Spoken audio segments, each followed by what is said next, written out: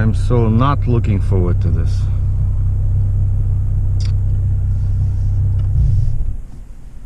But I lost my gloves the other time I was fueling in New York, when I was sitting with that big machine, if you remember, Lawrenceville, PA.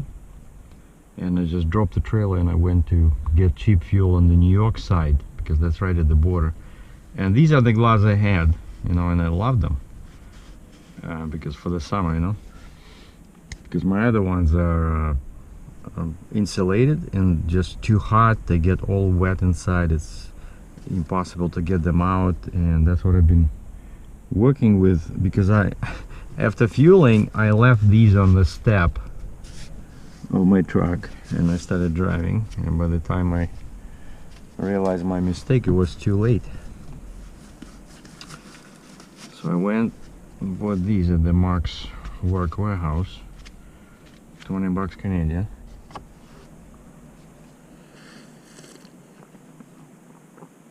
And that thing is just sitting there like there's no tomorrow, you know?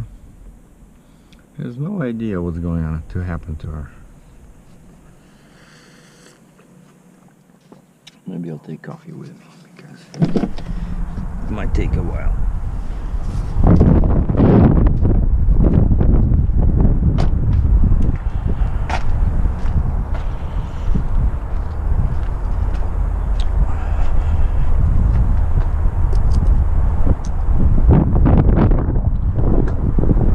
And the cylinders are looking worse and worse.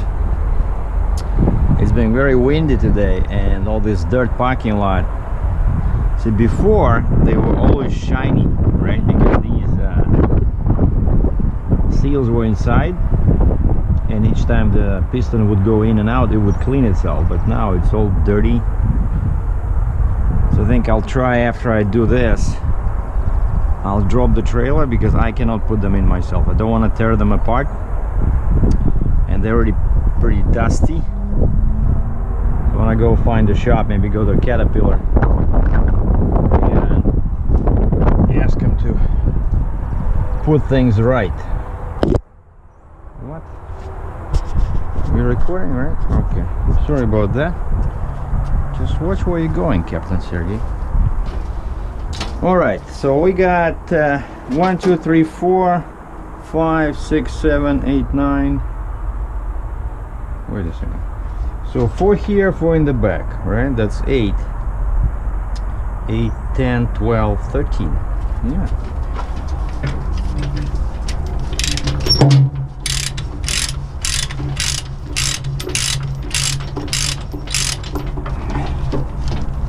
But I always say that it's not that bad, you know, when you have to move something, because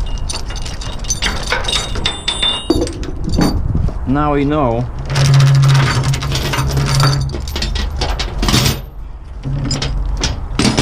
how to hook it up, you know. It's just that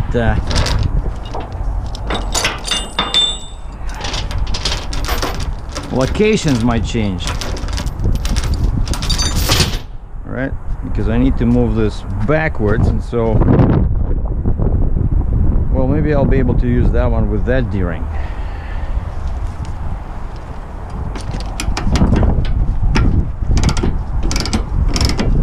But this is good exercise. In my Lose It app, they don't have a heavy haul activities, you know, calorie counter. Like there's a exercise, and they have construction, home repair, cleaning. But how do I know what I'm burning now? But just in case,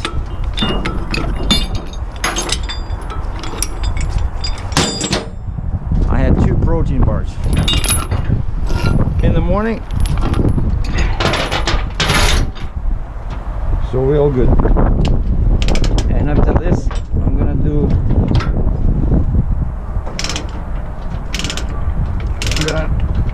prepare my bill of lading and my invoice, because I might deliver Tuesday or Wednesday, and then drop off my laundry at the laundry place. And we're shopping for new sneakers, because these, I think I got these at Walmart. Like, this stuff doesn't even last like a year, you know.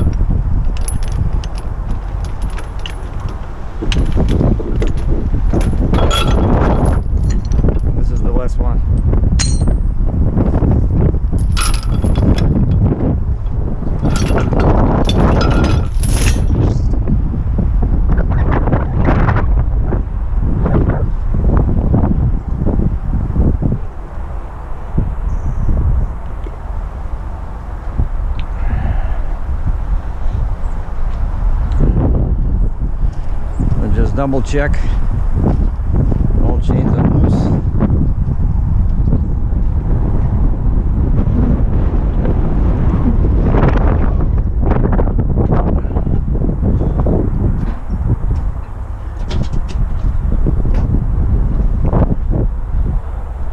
We are good to go. It's funny how unloading is always easier than loading. Like, see? Taking chains off, of course I was stopping the recording so that you guys and gals don't fall asleep, but still it takes like, I don't know, 10-15 minutes to take off all the chains, whereas when you putting them on, it takes, I don't know, 2 hours, because of course half of the time you're just walking around trying to find a spot for the chains. Well, look at this. See? The same principle, right? No seals, nothing. Where are they? I mean, no wiper seals, so they're all inside. And I see it's see how this is much narrow, you know. On my truck there's a gap in there, and that's why they came out. It should be like this, you know, but maybe they made that gap bigger because it goes up and down, right? These things just operate straight, but that's exactly the same principle, right? It's what I have like this pin in here, so this thing can still pivot. See? And that's why my plan is to fix this. I want to go to CAT over here, where they have one shop is for trucks, but they have another shop which is for heavy equipment, and I see them working on. Now I'm always scared of, you see that thing over there? I'm always scared. Oh, I think it uses this. Basically it locks. As soon as you flip it like this, it locks. No, maybe it will not. Oh boy. So now here, let's see how smart I am. First of all, how do I remember that this thing was turning. Oh, all right, so the key is here,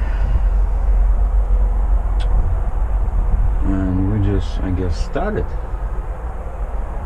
The guy was telling me this little lever, you push it here, but he says you always leave it like this in the stop position, because that's how you move it here to stop, and you turn the key off and you're good. But he says for you, meaning I'm an idiot, he's gonna leave it over here so I can start and go. And this thing, there's no pedals, you know. He says this operates the boom, right? So you sit like this sideways. Like, how stupid is that? So you're digging a trench, there would be an attachment in there, right? You're digging a trench and you're sitting like this, and that's your see, neutral, track speed, digging chain. So basically I'm not touching this. So basically, yeah, he says do not touch any of these. He says this is your reverse and forward. And he was telling me that to drive off the trailer I need to go this way. He was saying, you know, he says don't go this way, but I think I have to go, that's where I have to go, right? So now I have to be a bit counterintuitive, but I'll be honest with you, I'm a bit scared of this thing. It's so huge. And he said, whatever you do not push this forward. Because you see the cylinders are already overextended, and what this does when you push it forward, it tries to go down more, and he says you can break something there, you know. He says then it'll be very, very costly repair, so you want to just do it like this. And this thing, so this is the direction of travel, and left and right is the turning. But he says you should not need to use that, just, you know. But I'm pretty sure I have to go this way, right? Because he told me. But I don't understand why it says reverse.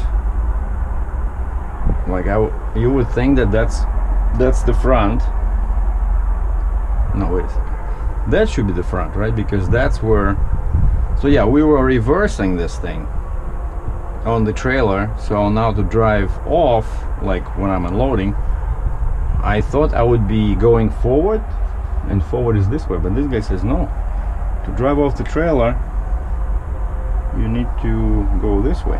Anyway, okay, without further ado, let me introduce to you made in Netherlands BSY 4500. Weight without counterweights is 90,000 pounds, roughly 42 metric tons. Okay, so it's gonna be loud once I start this, because you see this thing, you ever seen dual exhaust pipes on a machine? Me neither. So this is one big sucker, I'm telling you guys.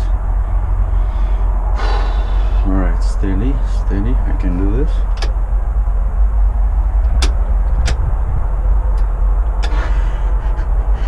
And of course the idiot turned off the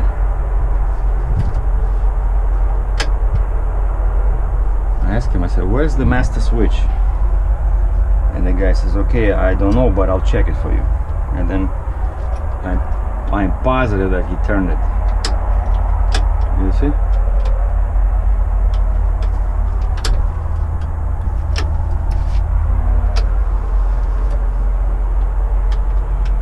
Sleeper clutch. No, that's not that. See, that's what these people do. Like, why would the, you know, you do that, right? He found the master switch somewhere. He killed the battery.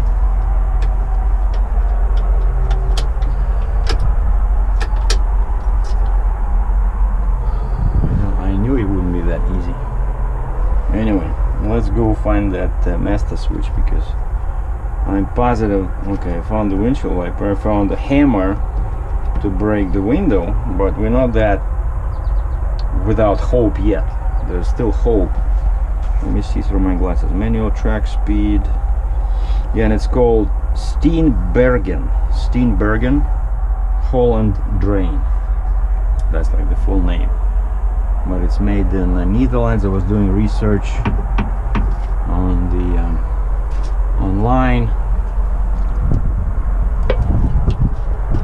All right, let's go find us a battery disconnect. See, I do know something about these. Well, basically I know what I need to know in order to move this on my trailer. And a battery disconnect, the switch is usually somewhere near the engine.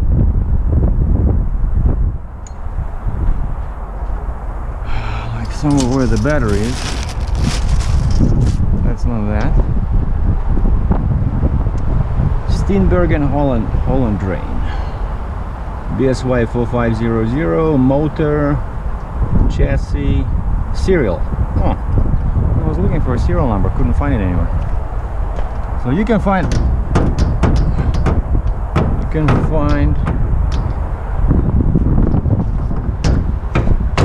how do you open this? No handles. I guess some kind of key. Alright, let's go see on the other side. So if we cannot find the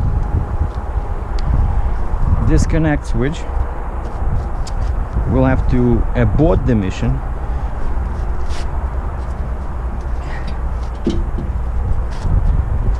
Because I'll have to call these guys.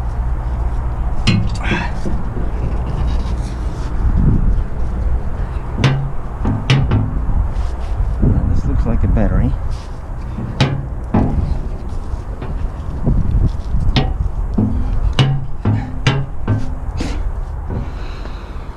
Oh boy. Come on, how do we open this thing? It reminds me of a scene from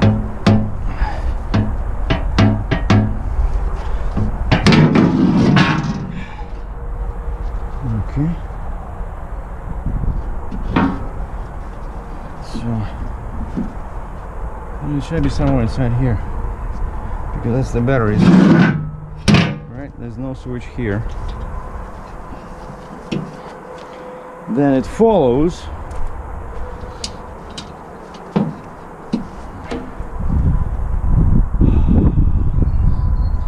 the only problem is,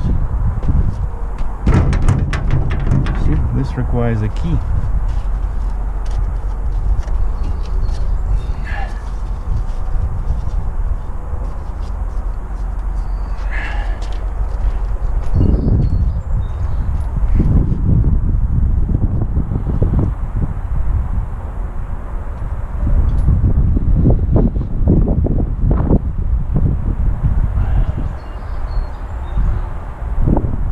Yeah, I'm positive it's somewhere on that side. Yeah. The things.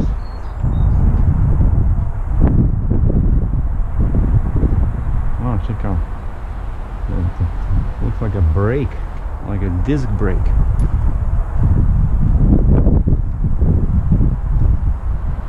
Oh, master. You see the word master. Master. See?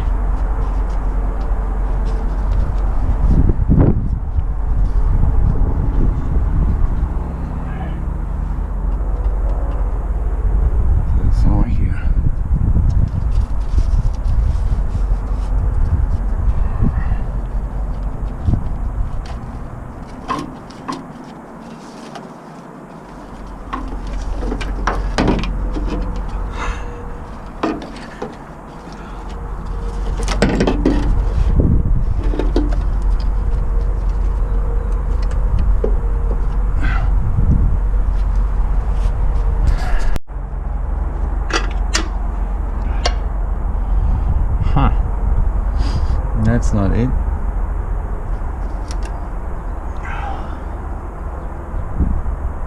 That's not it, boys and girls, but that's what I'm looking for, you know? Master disconnect, master switch. Well, they wouldn't put it in a spot where it's, oh, wait a second. Can you believe this, boys and girls? What idiots. Fuck. Master. So I'm looking there. It's right here. Let me show you again. So unless you know that spot, how are you supposed to find it, you know? Alright. Let's try this sucker again.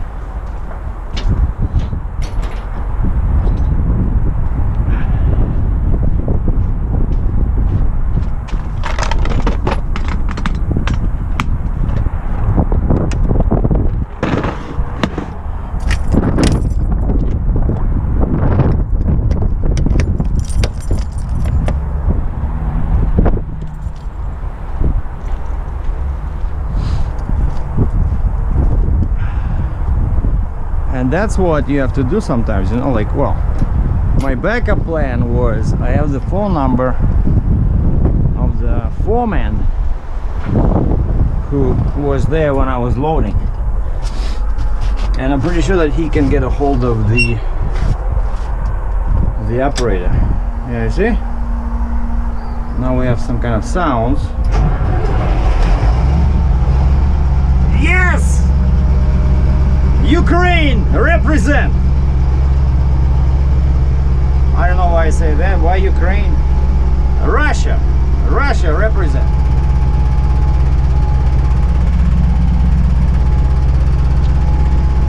Okay, you said the RPM is this one.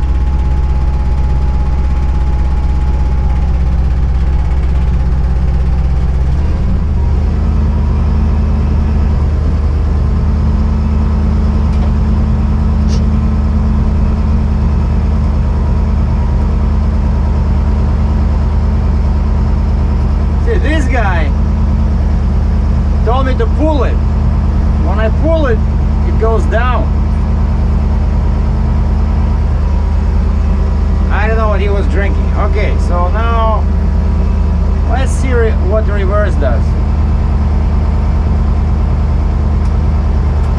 Okay, see, it's going that way. So the guy was right.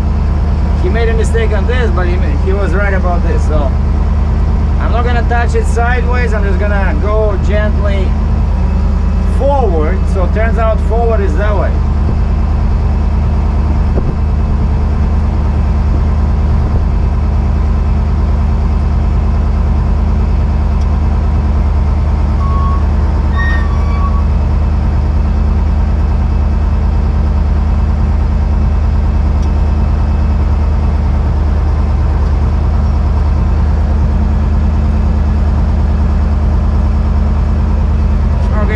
Go see it.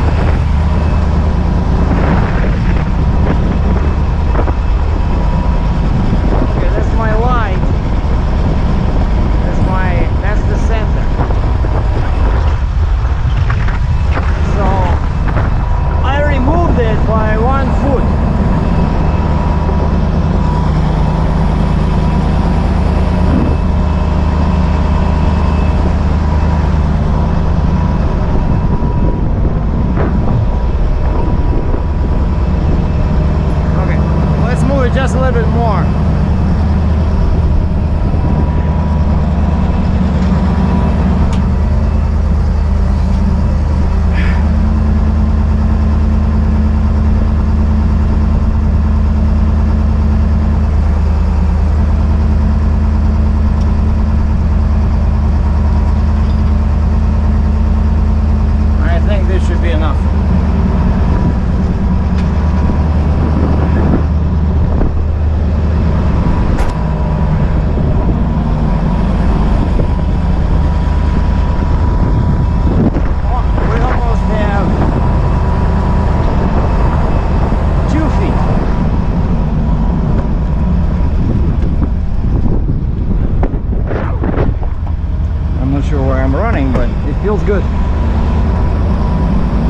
excited that I was able to move it.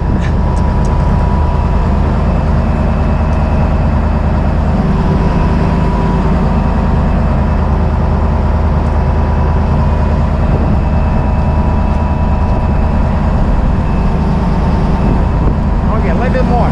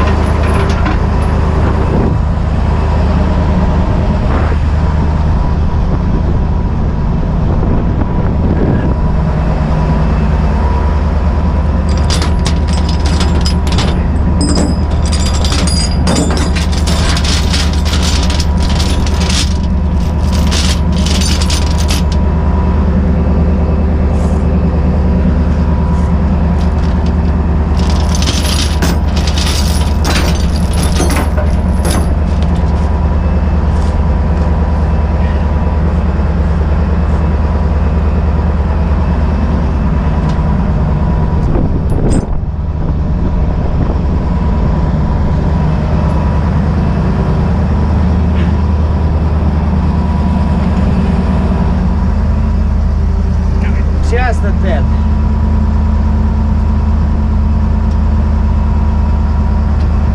That's it. That should be good. Let me double check.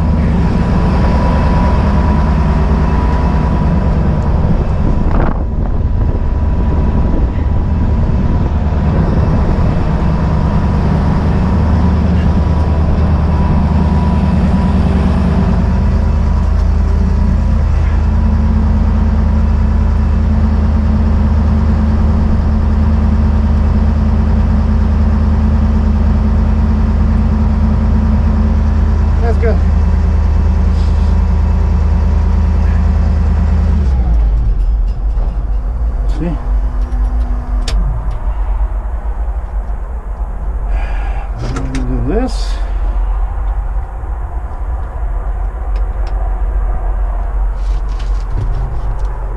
I'll just leave it for you. I'm gonna take it.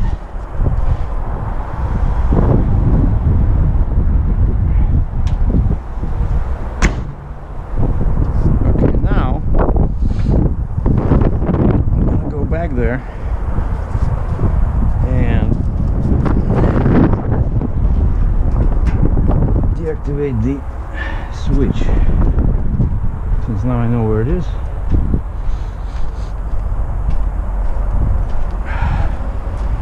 If I can get to it.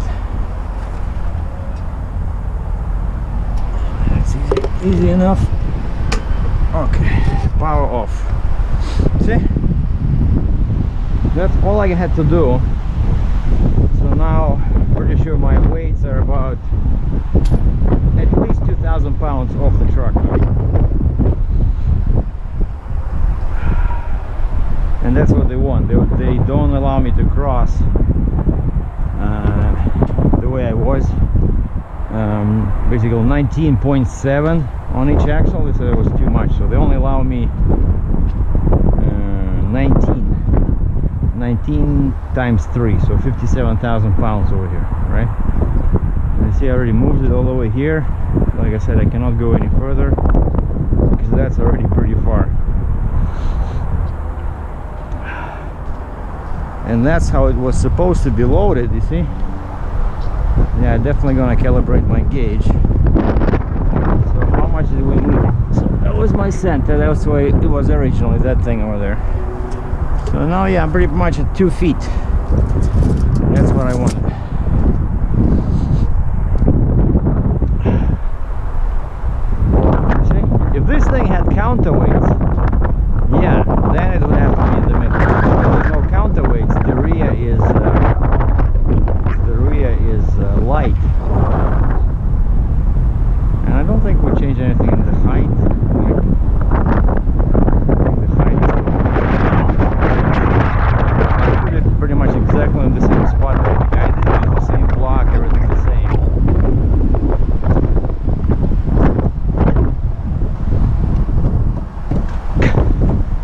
have these boards now loose.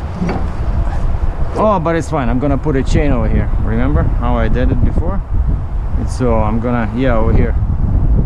Except that now I'll have to improvise with chain. So now it's gonna take some time because now all the points shifted. So we're gonna pause the video here. I'm gonna show you guys. Sorry for the wind. I'm gonna show you once all chains are attached. Just hi baby, I remember you. Yeah, once all the chains are attached, so we'll come back to the video. I'll show you guys the new positions, but basically the same principle. Just secure the boom and put 12 chains on the main body and tracks.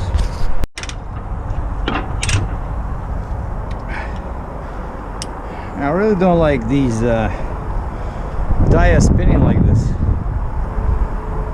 I'm like, you know, I think I might get a ticket if I'm driving down the road and all tires are on the ground and this one is like this, you know.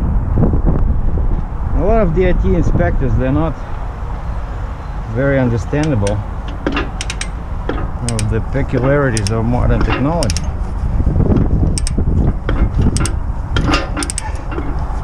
So the other side is done.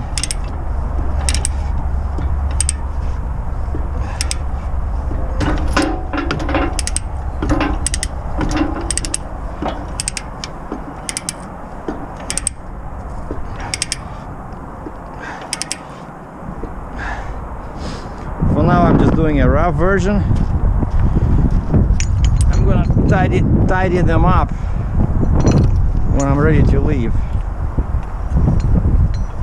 I did have to change the position a little bit, but not too drastic.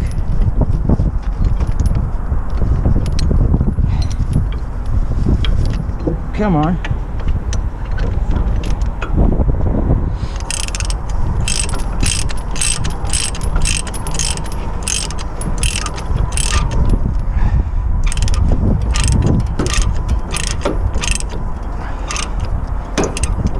Same principle, even though I changed the position of some chains, but the main idea is to keep them so tight and use so many that when you stop at the DOT station for inspection, the DOT inspector feels shortness of breath.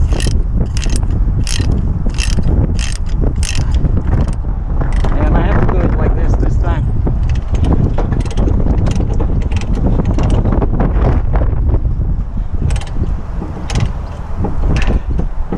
Like I said, I'm not tighten them too bad. I'm not leaving probably for another 2 days.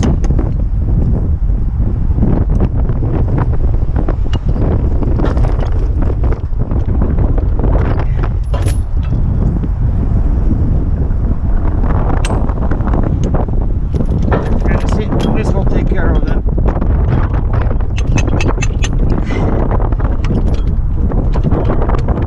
the loose board. I hope.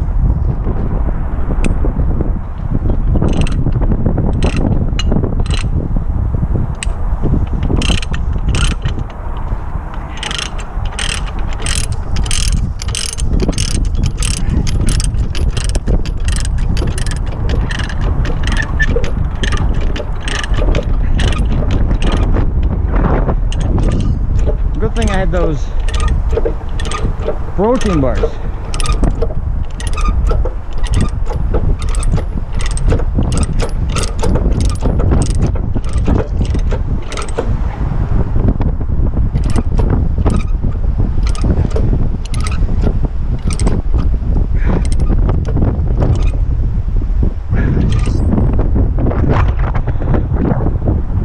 And we have 2 loose chains because I have 2 in the front, 2 over there, 4 and 4, but instead of 2 on the sides there is only 1. But I think that's okay. So we have 1, 2, 3, 4. That's good for 90,000 pounds, and then I have 2 of these. That's another 22. So the way it's set up now, and I'm not even counting the boom. These chains are roughly good for like 110,000 pounds.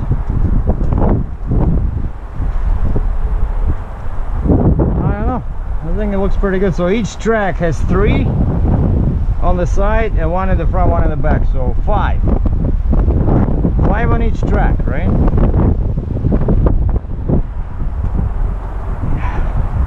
Let me double check. 1, 2, 3, 4, 5. 1, 2, 3, 4, 5. I don't think I need more, except now I don't think I can get to that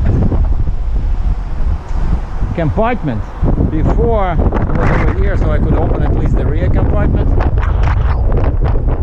Now I don't think I can open this one.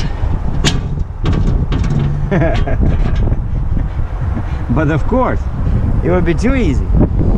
Alright, now we have to put these somewhere.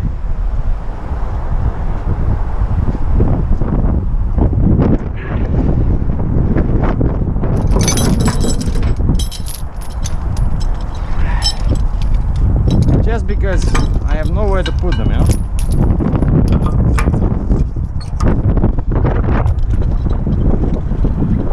Oh, and also it'll keep this board in place.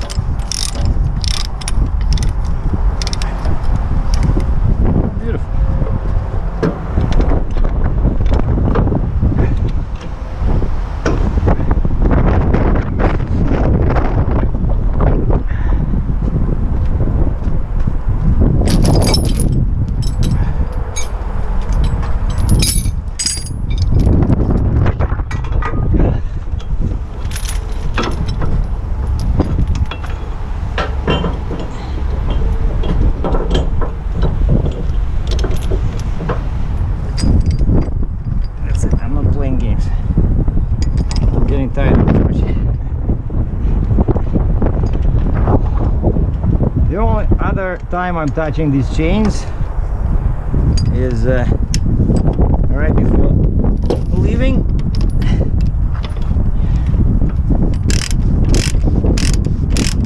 Make sure they're all tight, and when unloading.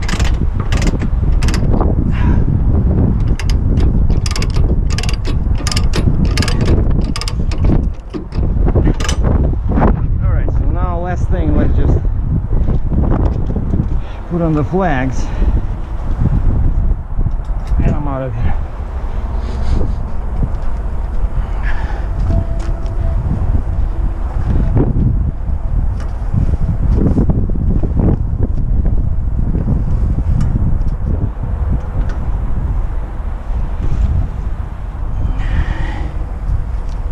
No.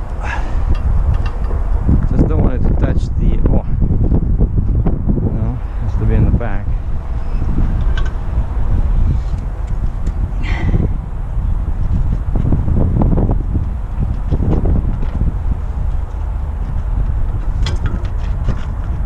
Here we go. Should be okay there. You cannot see it.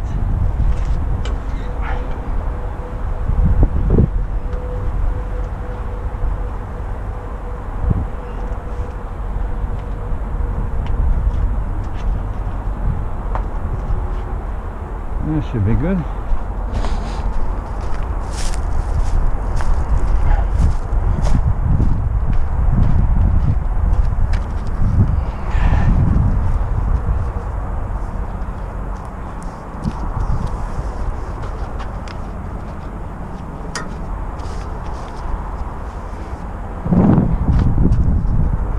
What do we have? A bungee cord? Oh, I remember. This thing was opening and like into the traffic, and I use a bungee cord to tie down the handle so it doesn't hit some unsuspecting Honda four-wheeler,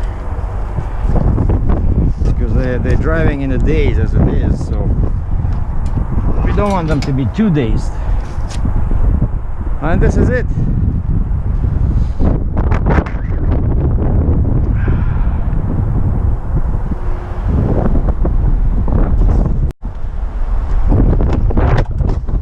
Okay, I parked my car because this is my Yugoslavian guy parks over there. So I got a mess in here, sorry for that, but I was ready to leave and unpacked my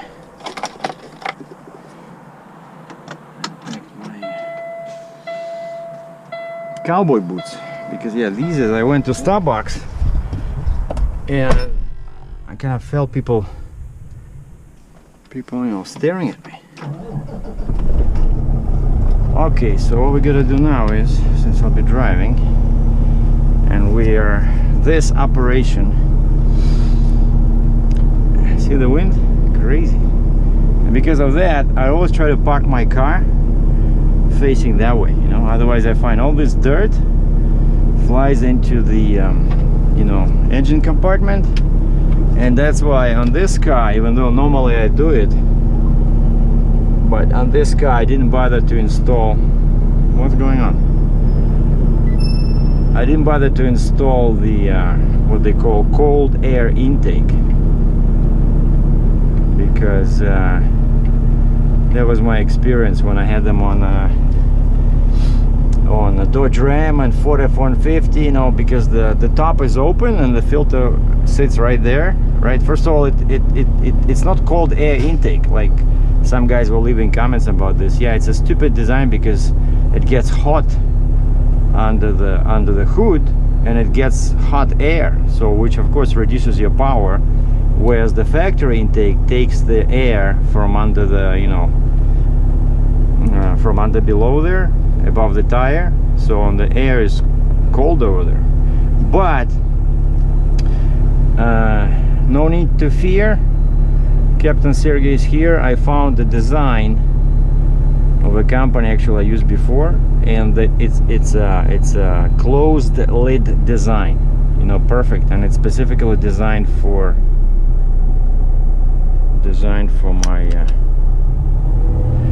my car, 2017 Ford Mustang. Okay, so what are we doing? We're gonna switch to a personal vehicle because I'm not gonna have a trailer. So no, wait a second, first we're gonna switch to on duty because we walk around and we do a PTI. Save,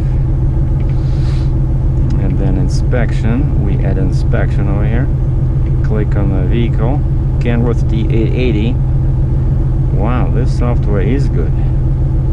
Sign, inspection report, done, save, and then we go to form, come on, and you see there's no odometer readings, and we do start 15493, that's kilometers, 15493. See, I already did almost 10,000 miles. 10,000 miles will be 16,000 kilometers, so another 10. Yeah, I see one reading. Cool. All right, and now, well, we're gonna keep it on because I already checked the truck, so we're gonna keep on duty as I'm disconnecting from the trailer. And my suspension is down, my pusher is up. All we gotta do is just, yeah, sorry about that, just start the PTO.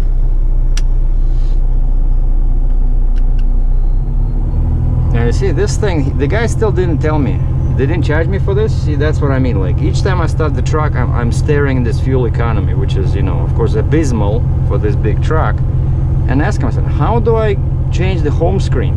Like normally I do like this.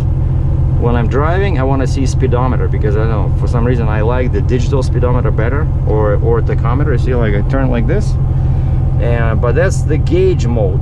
So if I click like this, see, I get out of there, and that's by default the home screen that you're staring at when starting the car, the truck. And the guy says, oh, we're not going to charge you because it's real easy, you can do it yourself. And I look through settings, I cannot find it. So one of these days I'm gonna drive to these guys and say like why nobody told me? Okay, we're gonna, like the guy just writes, we're not gonna fix it because it's the driver can do it himself, and that's it.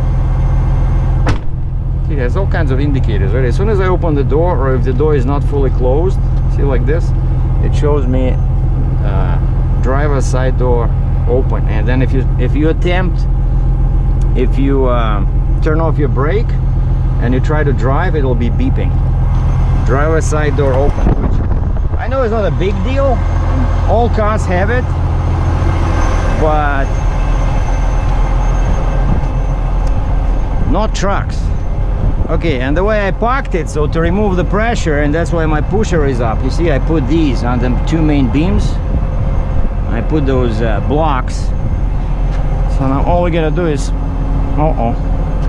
that's not good. Why are we?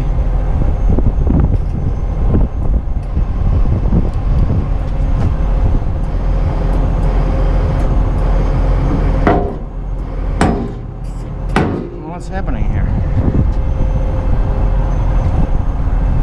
Doesn't want to. Oh, you see, it starts going down.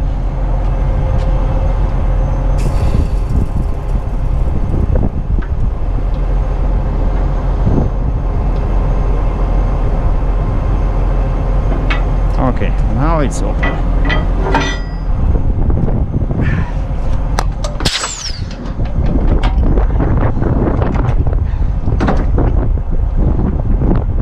Now it's open.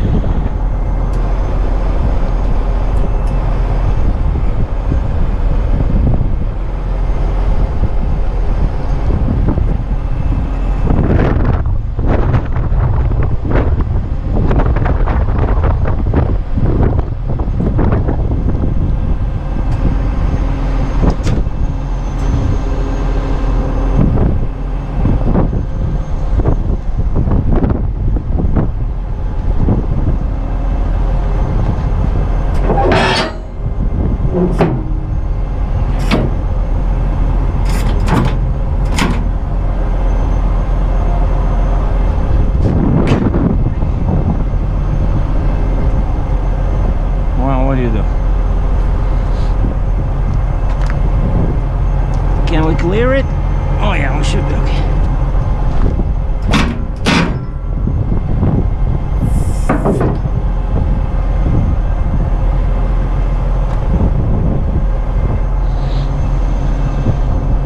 There's not much space for them to work, but maybe they'll know some tricks. Like, that's what the goal today is, to remove that dirt and put that. And we're good, everything is disconnected, the trailer is sitting on the box.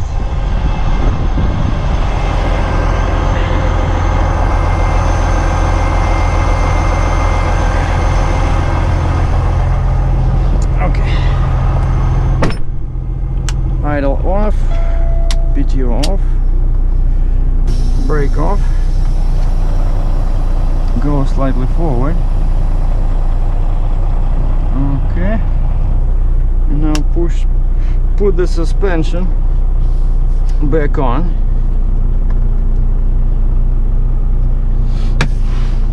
And now we can change to off-duty personal vehicle. Alright, because I don't have a trailer and I'm just doing some home chores. Alright, let's just go double check in the back quickly. Okay, the gooseneck is supported.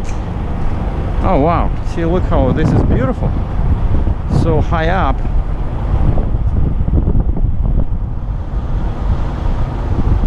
I think we should be able, when they need to, I can just operate the second lever and I can increase that space over there. Wow, look at this. That's not good. So much rust. All right.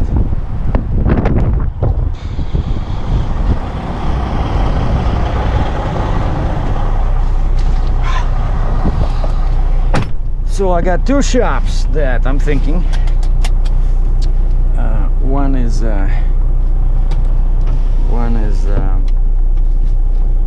Cat, which of course today is being Friday. Okay, hold on. Where's my?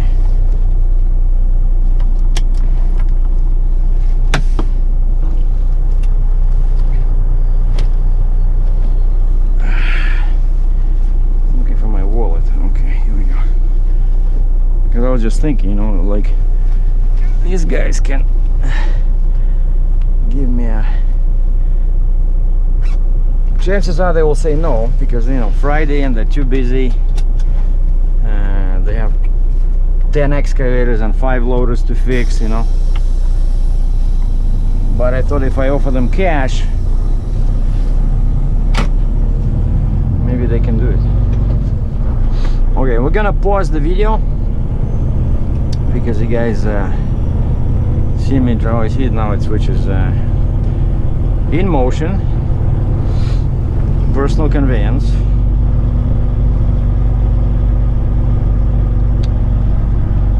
So you've seen me drive this thing many times. So we're gonna pause and we're gonna end the video with the verdict from the dealers, if they will be able to fix those washer seals, and if yes, I'll show you the picture in the back there. And I'm sitting in front of the Cat. Boy, I was here so many times before, you know, before this was a truck shop, right? I used to come, I love these guys, you know, like they're pretty knowledgeable. That's when I had my international with a Cat. Left lots of money in here. But then they moved, I don't know who was next door, but I think they bought that. And now the truck shop, Caterpillar, you know, the dealer is called Toramont Cat. So that's the truck shop, and now here this is the exclusive heavy equipment shop, because I guess these guys are so busy they had to separate the shops. And that's what gave me an idea, because, you know, all these machines, right, all the dozers, all the loaders, all the excavators, they all have hydraulics, right? They all have these rods and pistons and cylinders, you know. And it just gave me an idea that, wait, like, why go to a specialized hydraulic shop when I can go to these guys if they agree? And I went inside, I grabbed them, and the manager grabbed the mechanic, and they looked at it and they said, we can probably put them in, but he says we cannot guarantee that they will stop like that, stay like that. And I said, what do you think, what's the worst that can happen? And this guy, like the young mechanic, I could see that he could see inside that cylinder, you know. Like, I love when people are competent in their jobs, you know, and when they talk and you can feel that this guy is not giving any BS, you know, like some hearsay. Oh, I heard at a truck stop, like a lot of the comments on my YouTube channel, right?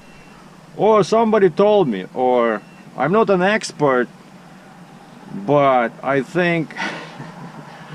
Now this guy says, right inside there, he says the rod on the end of this rod, I think actually, I thought this was called a piston. He says, no, this rod, on the end of this rod, there's a piston, and he says that piston sits on a Teflon bearing, you know, and he says those bearings spend their life, basically, he says, sitting, you know, they don't rotate, right? And he says the bottom is always under a load, you know, and he says that's the problem. He says the problem, like these, the opening, ideally, the opening around that rod where that seal went in, it should be equal, you know. he says it should not change, you know, ideally. So if the distance like on top or on the bottom becomes different when you move the cylinder, when you move the piston, the rod, he says it might mean that the bearing is getting worn out, you know, because it's so much pressure on the bottom of the bearing. That's what the guy said, you know. So basically that's the worst that can happen. But I said, wait a second, I said I had 2 cheap trailers before this, right? 2 Kaufman trailers. I never had this. But then of course I just realized when I was talking to them, I said, with those ones, I don't think I ever, I never had a load over 90,000 pounds, you know. And that's the thing, that I started hauling, you know, heavy loads with this, because now I have such a big truck and I added an axle to the trailer, right? So now I can do lots of weight. But you see, something is, because I never overloaded them, right? Like the maximum ever I had was 93,000 pounds, and that was the same John Deere 450 from Buffalo, New York to Aurora or Newmarket, Ontario, right? And when I had a Mack, and the Mack was squeaking and complaining because I had to lift the pusher axle on turns, and the front was only 14.6, so for sure it was getting overloaded on turns. But the trailer was fine. I didn't hear any, you know, kind of like weird noises, what I call complaining, from the trailer. I'm pretty sure I had the same trailer. Yeah, and so here's the guys are coming with some special tools, and let's see if they can fix it. But I just hope that it's not gonna come out. If it comes out again, I'll need new bearings. Yep, the guy couldn't do anything.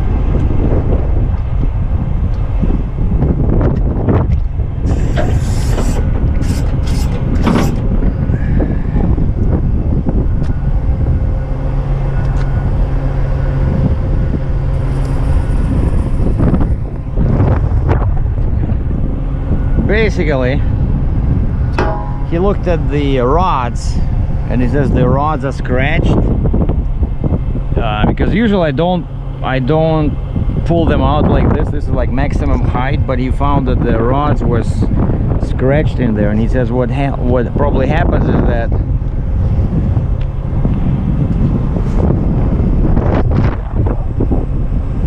let me just push them in. Otherwise I won't be able to hook up to the trailer, because I remember how they were like just a couple of inches away, like from that seal, for the first seal, yeah, somewhere like this. Okay, all right. But basically, yeah, he came with a hammer, and he says normally you should be able just to push them in.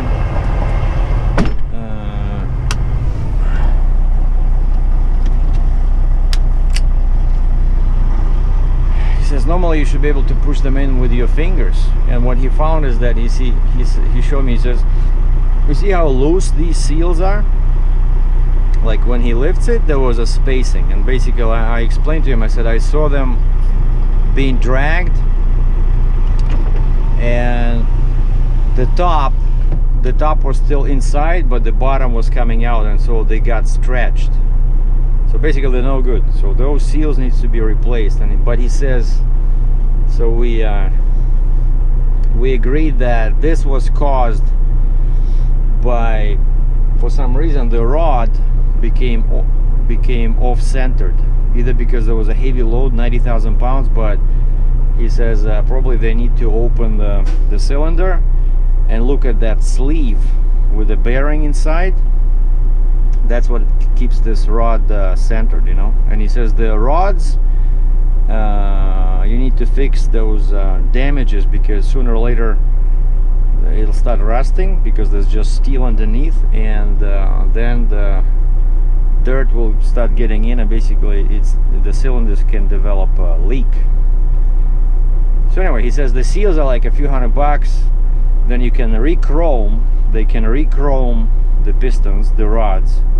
He says that's about $500. But plus they have to open the cylinders. So I'm thinking we're looking at a couple of $1,000, but he says, I said, well, it's out of warranty now, but you know, he says, well, if I were you, I would go to the dealer and just ask him to fix it under warranty, because the trailer, he says, is relatively new, right? And like, and I said I didn't overload it, right? I just raise it to position 5. You know, I didn't go like crazy up or down, you know. But it looks like the cylinders on these Fontaines are not very durable. You see, like they have trouble with that weight, 90,000 pound John Deere 450. So I think what, today Friday, you know, I don't have time to drive to the dealer, because the dealer is in Mississauga.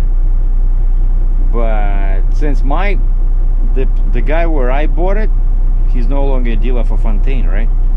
So he'll send me somewhere to the new dealer, and I never worked with him before. Maybe what I can do is I'm gonna call the Fontaine plant, you know, and ask them, what do I do? Maybe take some pictures, send them the pictures, and call their technical support and see if they will agree. You know, maybe they can direct me to some kind of a you know, dealer over here. Maybe there's another dealer, but I don't like it.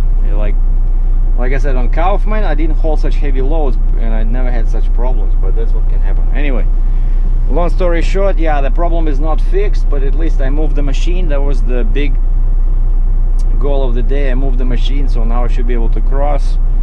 So what I can do now is I'm gonna change, and I'm gonna go and do a new bridge application for Peace Bridge.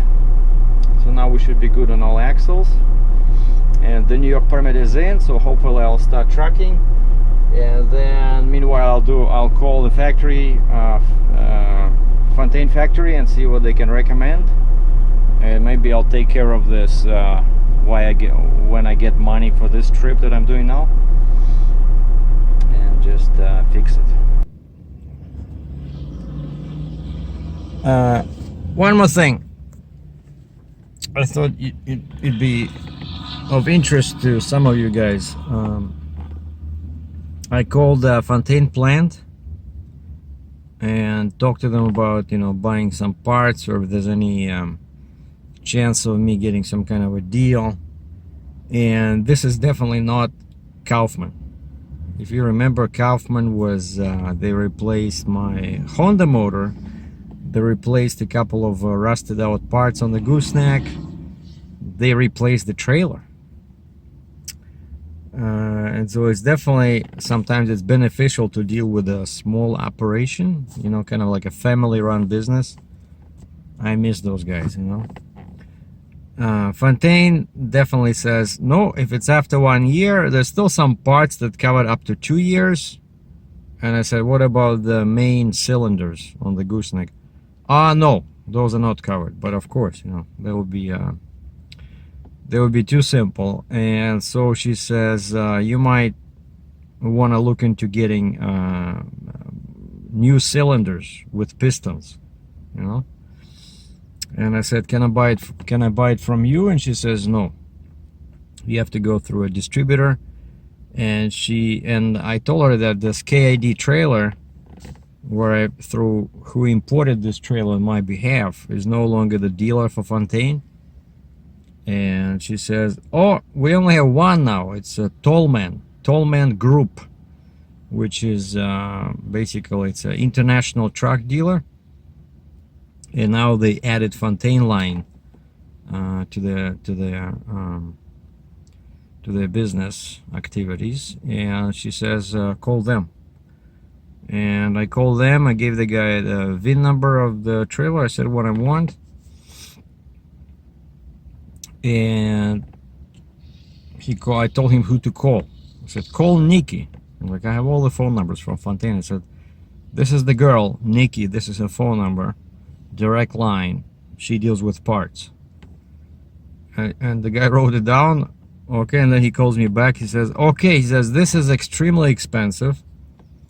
So I don't know, because I was telling him that I talked to a hydraulic shop and I'm trying to decide which is cheaper, because of course getting these entire cylinders, it's more money of course, but you're getting genuine Fontaine parts, you know, which will be under warranty, I'm pretty sure, right? If they fail again, then you know, at least I'll be covered partially. But if I go to a hydraulic shop, there's no telling, let's say if they need to replace the bearing, you know, that sleeve inside or the piston, it's no way to tell which parts they'll be using.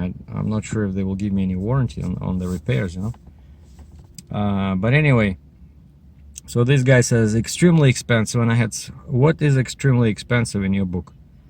And the guy says, hold on, she gave me a price in US dollars, let me transfer into Canadian. He says, okay, it's you ready? $1,809. I'm like, wait, that's extremely expensive? 1,809 Canadian for one cylinder assembly with everything? Well,